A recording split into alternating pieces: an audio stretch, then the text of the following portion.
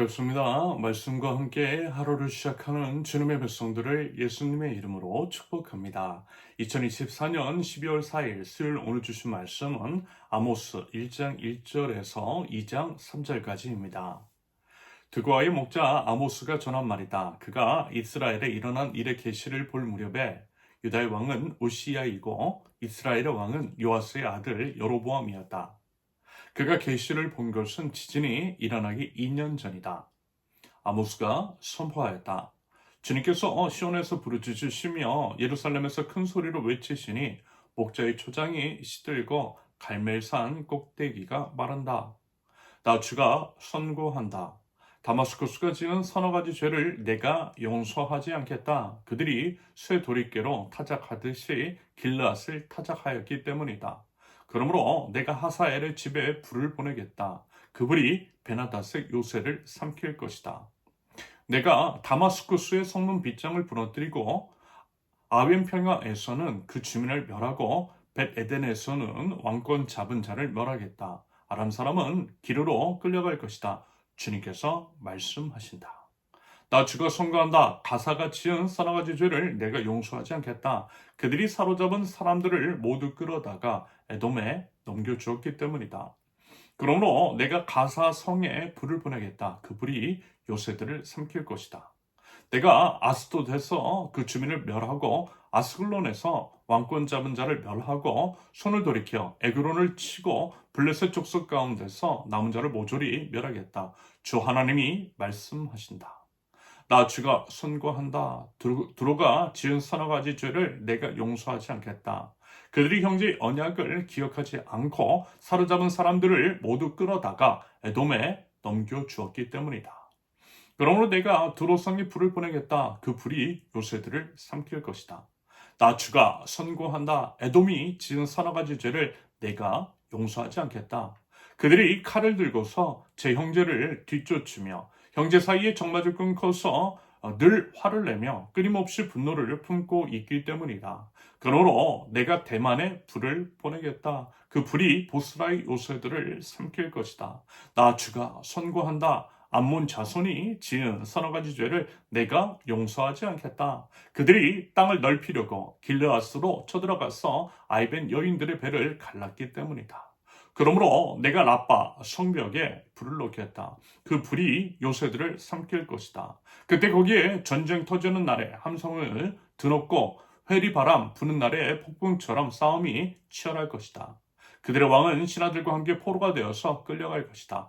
주님께서 말씀하신다. 나 주가 선고한다. 모압이 지은 서너 가지 죄를 내가 용서하지 않겠다. 그들이 에돔 왕의 뼈를 불태워서 죄로 만들었기 때문이다. 그러므로 내가 모압에 불을 보내겠다. 그 불이 그리옷 요새들을 삼킬 것이다. 함성과 나팔 소리가 요란한 가운데서 모압이 멸망할 것이다. 모압의 통치자를 멸하고 모든 신하들도 그와 함께 죽이겠다. 주님께서 말씀하신다. 아멘. 아모스 첫 번째 시간입니다. 선지자 아모스가 전한 선지적 메시지. 요즘요 선지서들을 부쩍 자주 다루고 있는데요. 이 또한 의미가 있고 하나님께서 이 시대 우리 사회에 전하실 선지적 메시지가 분명히 있기 때문이라고 생각합니다. 그래서요 이런 말씀들을 주고 계시더라는 거죠. 보통 이제 선지서들이 그러하지만 특별히 아모스서 같은 경우에는 하나님의 정의에 관한 메시지가 선명하게 드러납니다. 하나님의 정의, 성경에서 말씀하고 있는 하나님의 정의는 약자에 대한 하나님의 끈질긴 편애. 결국 하나님을 떠난 이스라엘 백성이 우상숭배의 죄를 저지르되 그 죄악의 열매는 약자의 폭력으로 드러났어요. 그것에 대한 하나님의 진노가 말씀 가운데 이제 선명하게 드러나 있는 것을 앞으로 이제 확인하실 수 있을 것인데요. 이런 내용들이 현재 2024년을 살아가는 대한민국 사회와 전혀 무관하지 않더라는 것을 여러분 아마 확인이 가능하실 것입니다. 여러분, 하나님은 살아계세요. 살아계신 하나님의 말씀 또한 살아있어요. 살아있어서 지금 우리들에게 하시는 말씀이라는 것입니다. 시대적, 사회적 상황이 맞물리는 것들이 있고 그래서 이제 더더욱 우리는 이 말씀에 귀를 기울여야만 할 것입니다.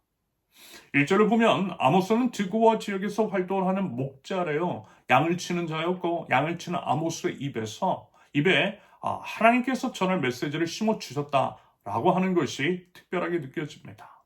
보통은 어때요? 제사장, 지파나 사회인지 지도층을 들어서 사용하시는 부분들이 있었잖아요. 이사야가 그랬고 예레미야가 그랬잖아요. 그런데 어떤 의미로는 변방이 보잘것없는 너무나 이제 평범한 직업, 그런 목자인 아모스를 택하신 것이 특별하다라는 것입니다. 맞아요, 여러분.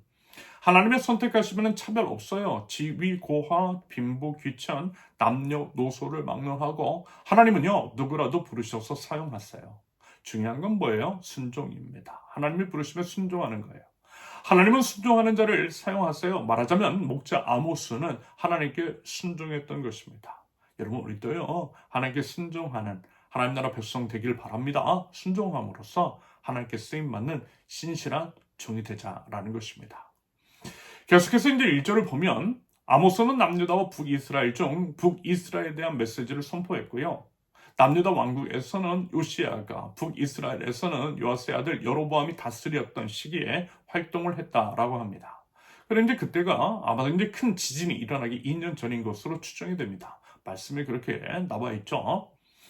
아모스의 이제 특별한 점은 이런 게 또 한 가지가 있습니다. 오늘 본문에서 드러나 있는 것처럼 먼저 이스라엘의 주변 나라들에 대한 심판을 이야기하고 있어요. 다마스쿠스, 가사, 두로, 에돔, 암몬, 그리고 모압. 내일 본문에서는 남유다. 그리고 결국 어디까지요? 북이스라엘까지. 북이스라엘의 입장에서 보면 주변 이웃 나라들 중 이렇게 이 주변 나라에서부터 그리고 먼 나라에서부터 이제 자기 자신들까지 점점 그 심판이 다가오는 것으로 그렇게 이제 볼 수 있겠습니다. 아마 이제 북이스라엘 사람들 아모스를 통해 이야기를 듣는 사람들 처음에는요 어떤 의미로는 통쾌했을 것 같아요. 왜냐하면 자기 나라 이제 북이스라엘과 적대적인 관계에 있는 이방 나라들의 심판에 대해서 말씀하고 있기 때문입니다. 사돈이 땅을 사면 배 아픈데 원수가 심판받는다라고 하니 그렇게 좋을 수가 없는 것이잖아요. 여러분 이게 사람의 마음입니다. 그런데 그게 또 이제 좋아할 일만은 아니더라는 것. 눈치 빠른 사람은 이미 아마 그 심판이 점점 좁혀지고 결국 이제 본인들 북이스라엘을 향해 있다라고 하는 것들을 점점 깨닫게 되었을 것입니다. 심판은요 북이스라엘을 향해 있더라는 거예요.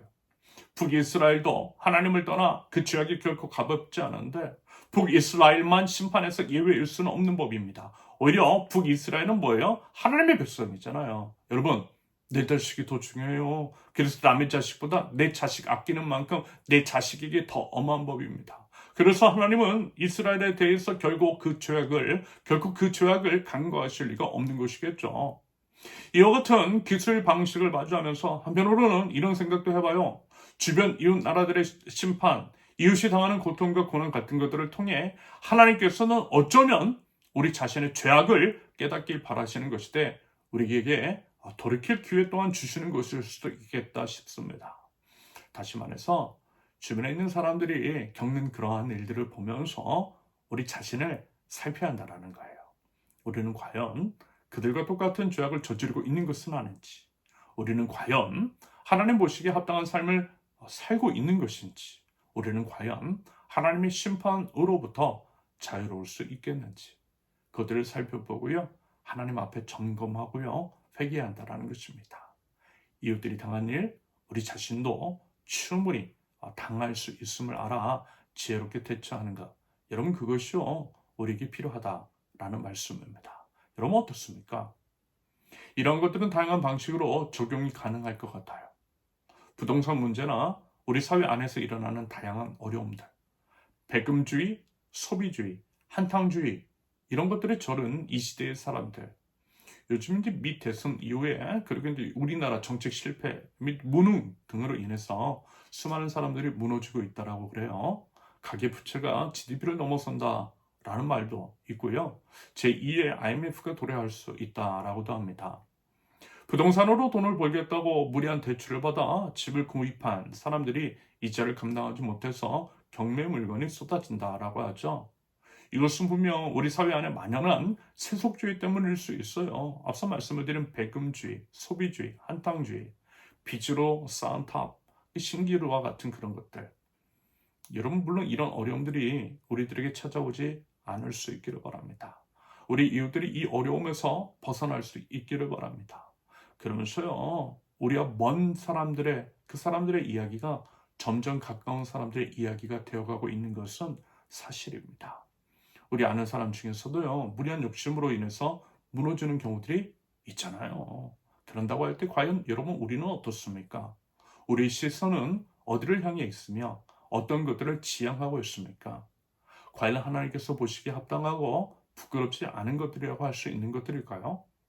여러분 나만 예외일 수 없어요. 똑같은 선택하면 똑같은 열매 맺게 돼요. 한탕주의를 바라는 자 한 방에 망할 수 있어요. 하나님을 떠날 때 하나님의 무서운 심판이 임하게 될 수 있음을 기억할 수 있기를 바랍니다. 본문에서 드러난 각 나라의 악함들, 하나님께서 보시기에 좋지 않은 것들, 결국 그것은요, 하나님의 뜻을 벗어난 것들이고, 그런 모습들이 우리에게는 혹시 없는지를 점검하고 돌이키는 모습이 있어야만 할 것입니다. 여러분, 그래야만 살 수 있어요. 하나님의 말씀에 대한 순종만이 살 길입니다. 바라기는 하나님의 뜻, 하나님의 공의에 따른 바른 삶의 행실이 있는 저와 여러분들이실 수 있기를 예수님의 이름으로 축원합니다. 함께 기도합니다. 하나님의 정의와 공의에 따른 사람, 말씀에 온전한 순종이 있는 저의 삶이 될 수 있도록 하나님 죄를 인도하여 주시옵소서. 주변 사람들의 삶을 반면 교사로 삼을 수 있게 하시며 그것들을 통하여서 저의 삶을 살피고 삶을 하나님 앞에 바르게 교정시켜 나가는 하나님 나라 백성들, 그리하여 하나님의 기쁨이 되는 주님의 백성 저희 될 수 있도록 우리 주님 인도하여 주시옵소서. 예수님의 이름으로 기도합니다. 아멘. 하나님께서 오늘 주신 말씀과 각자의 기도 제목을 놓고 우리 잠시 기도합니다.